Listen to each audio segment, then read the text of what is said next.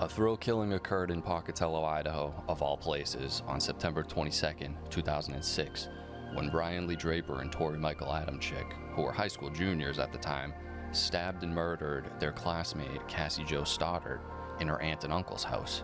Stoddart's body was discovered 2 days later when her relatives returned home from their trip.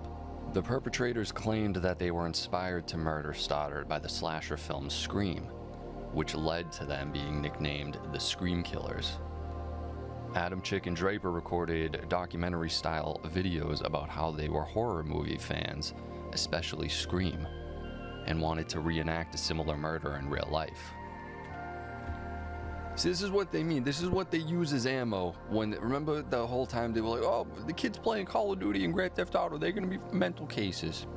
They just use this as flames. We got these people giving horror movie fans a bad name. A bunch of goofballs. I don't know why his neck is sideways. Like, the one on the left looks like a goofball. Max Degree. But the dude on the right could have been a stud. I think that's Adamczyk. I don't know what's up with his neck, though. Chiropractor. But a different haircut. If he could get a little bit of scruff, he could have been a cool dude. I don't know why they decided to go off and do some stupid shit.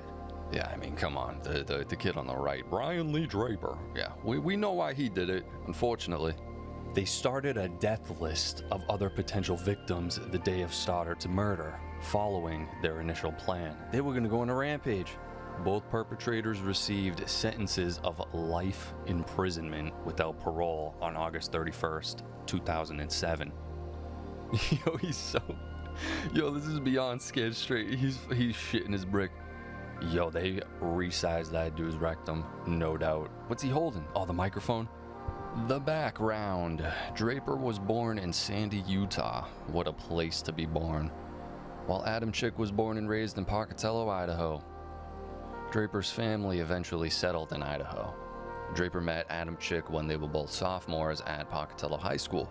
Both boys were interested in film and started recording films on their own. That sounds very bizarre in that place, like out of context. They started filming stuff. What are they filming? Killing possums and shit. Stoddart, along with Draper and Adamczyk, were 11th graders at Pocatello High School. Looking for fame and pleasure, the two wanted to go on a killing spree, hoping to outdo Eric Harris and Dylan Klebold, the perpetrators of Columbine High School massacre. I knew those names, unfortunately. As well as the fictional Billy Loomis and Stu Macher from the first Scream film. Yeah, but they were goofballs. They were goofballs to the maximum degree. But Shaggy was cool. I mean, like, they were both, like, Billy was a stud. He had, what was it? He had mommy issues? Is that what his problem was? I definitely want to go back and take edibles and we'll do a rewatch of, like, classic horror movies, even if we've done them before on the channel for spooky season. Draper and Adamczyk would make tapes detailing their plan and motive. They would mention Harris and Klebold in their homemade videos and were reportedly planning a Columbine-like shooting. Draper and Adamczyk would choose their two friends, Matt Beckham and Cassie Jo Stoddart, as their first victims. Why them, though? What's up?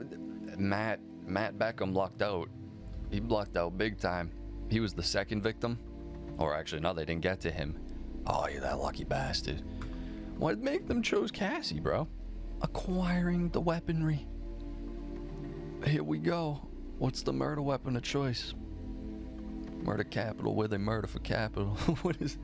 One of Adamczyk's friends, Joe Lucero, however you say it, testified that he bought 4 knives for Adamczyk and Draper. Lucero would say that he used $45 to pay for the knives. $40 from Draper and $5 from Adamczyk. Are you kidding me, Adam? Get your money up, Adam. You dumbass. $5? On the night of September 22nd, 2006, Stoddart was house-sitting for her aunt and uncle, Allison and Frank Contreras, on Whispering Cliffs Drive in northeast Bannock County. The Contreras family was out of town and had hired Stoddart to house-sit their pets for the weekend. Stoddart was visited that evening by her boyfriend, Matt Beckham. That's who Matt Beckham is, okay. Poor Matt, bro. Who arrived around 6 p.m. Later, classmates Brian Draper and Tori Adamczyk, who were both age 16 at the time, came over to the house to hang out. Stoddart gave the friends a tour of the house, including the basement. The 4 teens went into the living room to watch the film Kill Bill Volume 2. But Adam Chick and Draper ended up leaving before the film ended, saying they wanted to watch another movie at the movie theater instead. That's a weak-ass excuse. You kidding me? That's not gonna hold up at all. No, we didn't want to watch Kill Bill Volume 2. I've never even seen Kill Bill 1, but there's a Volume 2, so it can't be too bad. Stoddart was unaware that before the boys left, Draper had unlocked the basement door so that he and Adam Chick could re-enter the house undetected.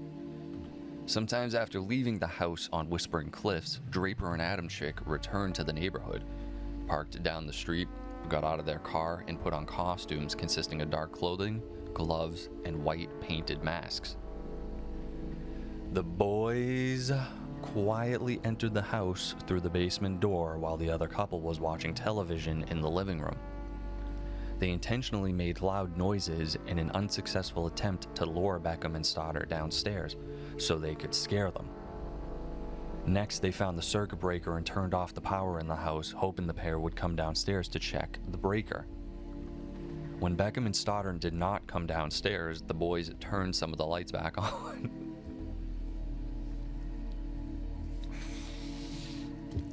This does sound like a Scream movie. These two goofballs, they're trying all these like gravy seal tactics. That's hilarious. Not the incident, no shit, but like this really does sound it's like Scream 8. This is crazy. They're playing with the lights downstairs, morons. Stoddart became uneasy after the temporary power outage, and Beckham noticed that one of the Contreras' dogs kept staring down the basement stairs, periodically barking or growling. Seeing that Stoddart felt scared, Beckham called his mother to ask if he could stay the night at the house with her to ease her mind, but she denied his request. So this is all on the Matt Beckham's mother? Matt Beckham's mother is the one that did basically Kathy in? Well, I guess, or she could argue she saved her son's life. But I don't know if Matt was there. It's like a branch timeline, you never know. Maybe he could have actually smoked them both. Smoked them like a Newport, bro. And Beckham noticed, oh, I read that. Seeing that Stoddart, oh, I read that too. Where the fuck am I? So instead, the mother offered to let Stoddart come home with Beckham and stay at their house for the night, and she would bring Stoddart back to the Whispering Cliffs house the next morning. However, Stoddart felt it was her responsibility to stay at the house as she was hired to do and care for the animals, and declined the offer from Beckham's mother. That's the decision. It's not Matt Beckham's mom. Matt Beckham's mom provided the solution to potentially be keeping her alive right now. You kidding me? It was her responsibility. The 2 rat dogs. Don't worry about the rat dogs. They'll be all right. At approximately 10:30 p.m., Beckham's mother picked him up, leaving Stoddart at the house alone. Beckham called Adam Chick's cell phone to see where he and Draper were, possibly to meet up with them later. Beckham said he could barely hear Adam Chick, who was whispering on the phone, and assumed the boys were in the movie theater. From the basement, Draper and Adam Chick heard Beckham leave. The teens turned the lights out again at the circuit breaker and waited, hoping Stoddart would come downstairs to turn the lights back on. She did not. Yo, she probably doesn't even have a flashlight. This is the day and age where your phone wasn't really a flashlight. Like, I'm not going down there without a flashlight. You kidding me? Especially if she even noticed the little detail, like the boyfriend did, of the dogs, like, sensing something downstairs. Like, you pick up on that shit unless you're completely oblivious. Eventually, the boys went upstairs. Draper was armed with a dagger-type weapon, and Adam Chick had a hunting knife. The boys the weapons having been purchased at a pawn shop. Draper opened and slammed a closet door at the top of the stairs to scare Stoddart, who was lying on the couch in the living room. The boys then attacked her, stabbing her approximately 30 times. 12 wounds were potentially fatal. You're telling me not all 30? What? Oh, 30 times? I didn't know it was that brutal, man. What? 30 times? How many between them both? Like, we don't have that number? Like, if it was 15 and 15, they took turns like some Scream shit? Or that's that ugly one on the right, Brian Lee Draper? Maybe he just went sicko mode and went to town. Look at him crossing his finger. Weirdo. Unfortunately, we have the grueling task of killing our 2 friends. And they are right in that house just down the street. We just talked to them. We were there for an hour. But We checked out the whole house. We know there's lots of doors. There's lots of places to hide. What? I unlocked the back doors. That's all unlocked. Now we just gotta wait. I didn't know they documented the whole thing like this. Yeah. We're really nervous right now, but, you know. What do you say, malnourished? we're listening to the greatest rock band We've been ever, waiting for this for a long time. Pink Floyd. Pink Floyd. That is arguable. I stabbed her in the throat and I saw her lifeless body just disappear. Dude, I just killed Cassie. Oh, fuck. That felt like it wasn't real. I mean, it went by so fast. Shut the fuck up. We gotta get our act straight. It's okay. Which one's talking like that? Well, let's buy movie tickets now. Okay. Come on. Goodbye. No. Goodbye. Whoa, that is crazy. If this is real, first off, I assume it is. This is crazy. What? They're legit a scream pair killing. One of them's like, the thrill of the kill. He's freaking out. The other one's like, we need to get it together. I want to know which one of them talks like that. I assume the Draper kid. We can find out. God is basically the same way. Yep. Trying to get people to do good, or else, so-called, you go to hell. And we're obviously going to hell if it's real, but you know. Whoa. They're okay with it. And Yep. why would Yeah, you but it's say not it's real. real? It's not real because it's so blatantly obvious that it's not real. But People believe it because they're This seems fake. and so it's so hard for them to let go of it because they've been taught their whole life. yeah, I know. But fucking what the point I'm making is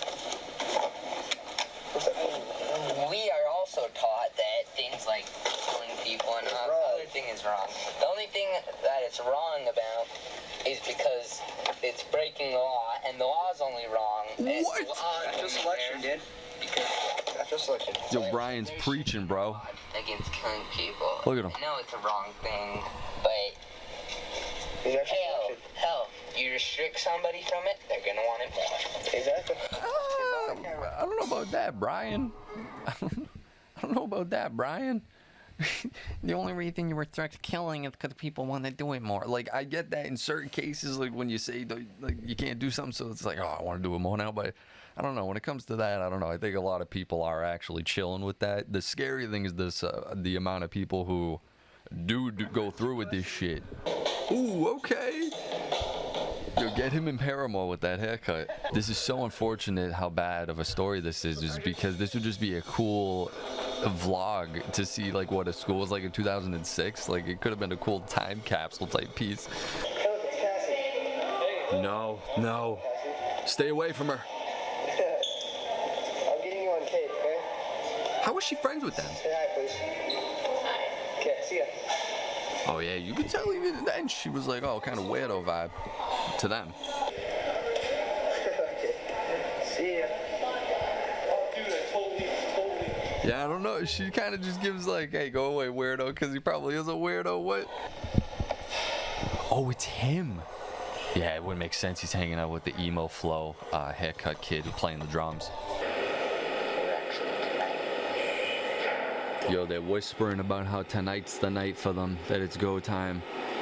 In the middle of study hall. I don't even know why they're studying, bro. After this, you're not going back to school.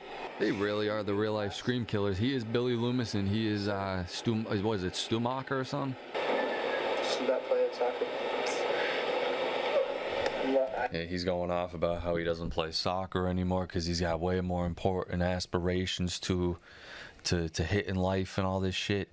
It's bizarre how these guys could have, or how they met together and how this relationship even started forming, because you could tell Brian Draper ain't, Inside joke. That's his name, though. Oh my god, dude, Plays foosball. they're getting bullied and shit. Live in the video, we caught it all. That guy looks 43 though. Who the hell is that? Okay. Yep.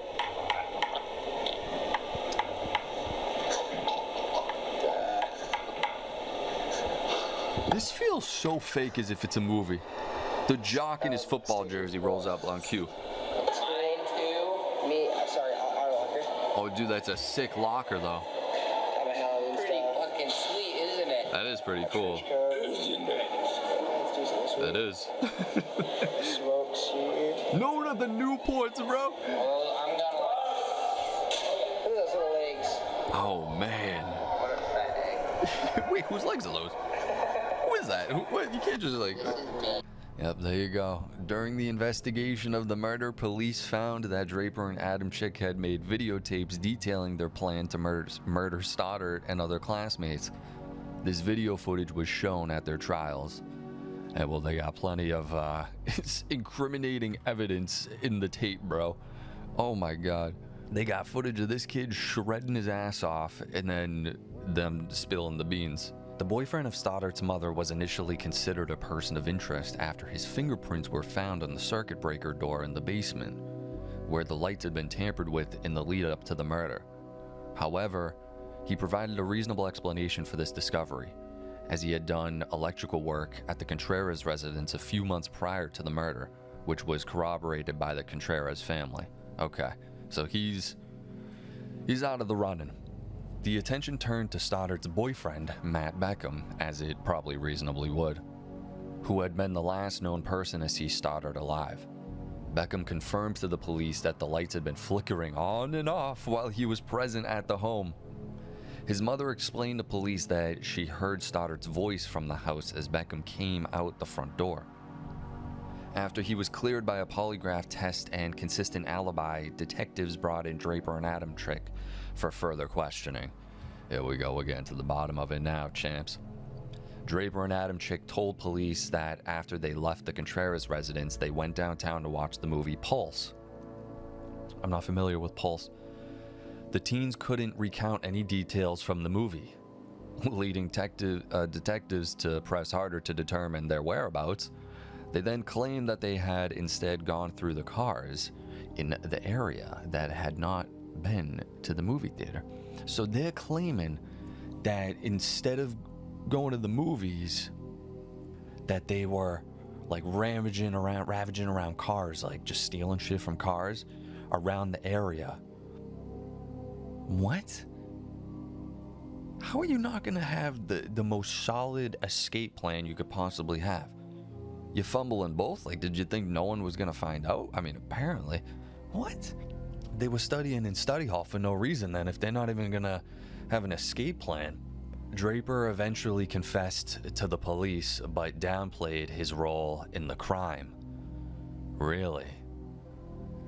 It does kind of seem, just from the outside, I mean, we have no idea, just watching their demeanor together, that if anything, yeah, that, because I think the Adamczyk guy was the one in the video after, and he's like, what a rush, and then he's like, we need to make a plan. That shit seems like he convinced him to do it. Granted, he still did it and went through with it, but I'm thinking those 30 stabs might have been from Adamczyk, and maybe Brian was like, maybe like one. Still doesn't make it right, but Draper and Adamczyk were arrested on September 27th, 2006, and charged with first-degree murder and conspiracy to commit first-degree murder. Across multiple interrogations, each teen blamed the other. Draper claimed he was in the same room with Adamczyk when Stoddart was killed, but denied stabbing her. In later interrogation, he admitted to stabbing her at the behest of Adamczyk. That's the theory I'm rolling with right now. Who told him to make sure she is dead. He led investigators to Black Rock Canyon, where the teens had partially burned and then buried the clothing, masks, and weapons they used for the murder. These guys are not Breaking Bad, I'll tell you that. The police recovered a partially burned VHS tape from the location, which after restoration showed footage of their plans to kill Stoddart. So this is found footage, literally? At trial, the prosecution revealed that the two teens were inspired by Eric Harris and Dylan Klebold, who committed the Columbine High School massacre, as well as the Scream horror film franchise. In a passage written by Draper that was shown in court during his trial titled Columbine, it read, "I am becoming more and more obsessed with Columbine. It seems now that that's all I think about. I would give anything to go back in time and be a part of Eric Harris and Dylan Klebold's lives. They are my heroes. I will follow in their footsteps, and maybe I'll even meet them. Who said that? Who said that? Draper. Ryan Lee Draper, the kid on the right. The kid on the right. Yeah, he seems way more quiet and secret about it. I mean, I guess not secret about it. Those words showing up in your court case are not going to help your cause, buddy. I'll tell you that. Both teens were convicted of first-degree murder, with Draper convicted on April 17th, 2007, and Adamczyk on June 8th, 2007. On August 31st, 2007, each received a mandatory sentence of life imprisonment without the possibility of parole, plus 30 years to life for being convicted of conspiracy to commit murder. What? Failed verification, whatever that means, so take that with a grain of salt. Adamczyk and Draper are both serving their time at Idaho's State Correctional Institution, located in Una, unincorporated ADA County, Idaho, near Kuna. As if I know where any of these places are. You kidding me? In November 2019, Adamczyk's sentence was upheld after his appeal was denied by the Idaho Supreme Court. Yo, they got you saying it. They got you saying it as about black and white as you could possibly get it. You're not getting out. What? He squealed and took him to the little dirt pile with all the evidence of the bloody knife and the masks and everything. Goofball. Adamczyk and Draper were called to testify in the 2024 trial for the murder of Norrie Jones in September 2004. The defense argued that there were other suspects who were not investigated by authorities. Neither of them testified, and the defendant was later found guilty. Yeah, this is so out of a movie, it's insane. The funeral of Stoddart was held on October 1st, 2006, and was attended by 500 people. After the murder, Stoddart's family started pumpkins for Cassie to honor her memory. The pumpkins were manned by Stoddart's grandmother and a friend, and also provided a chance for community members to help the Pocatello Animal Shelter for the Idaho Food Bank. Anyone who made a donation was handed a pumpkin. I would have made a donation for this case, bro. Is this dude... It's footage of this dude playing the drums as I'm talking about pumpkins, the nice pumpkin gesture. Oh my god, get that off the screen. Yo, get their ugly faces off the screen. There we go. Yo, rest in peace, Cassie. These fucking stories are so sad. It's insane. You're just on the receiving end. How did... I just got so many questions, like intricate questions. Who, what, when, where, why? Was she friends with them? Enough to the point where she would invite them to watch a movie. You know? Because just based on that, we're going off one interaction at the locker, and he's filming her with a camera. Granted, I think, yeah, that's probably how you'd react. You'd be like, okay, like, hi. Like some dude you kind of know. But they were trying to watch Kill Bill, Volume 2. Take with that whatever you make with it. I don't know. Make some bread. Fuck that. So in 2010, the Stoddart family filed a civil suit against the Pocatello School District, claiming that the school authorities were negligent and should have known that Draper and Adamczyk posed a threat to others. Both the civil court and the Idaho Supreme Court dismissed the case, saying the actions of the killers were not foreseeable. Oh man, some 13 Reasons Why type shit going after the school and everything. I mean, yeah, like if it was only truly them two who knew about this, how the fuck would the school know? This was a crazy one. I had heard a loose thing about it that, yeah, these were like the scream killings, and they kind of were, unfortunately. This is an awful case, bro. Wow. When you find the tapes in retrospect, obviously you're like, these kids were walking red flags, but it's like if they stood under the radar and hadn't really been on the principal's radar or anything like that, like there's a bunch of kids at the school, you know, like if they actually hid from it, you as a parent, you definitely would want to blame the school, though. You'd want to fucking blame anyone who unfortunately allowed this shit to happen. I totally get that. But yeah, guys, let me know what you think about this case. This is a fucking crazy one, bro. I don't even know. I'm at a loss for words. If you guys want early access to my video on the Russian sleep experiment, you can find that over on Patreon, along with just supporting the channel and getting access to all the full-length reactions and Patreon exclusive videos. Be sure to hit that like button, subscribe, hit the notification bell, because apparently YouTube is not showing people the videos anymore. And that's it. Appreciate you. See you in the next one.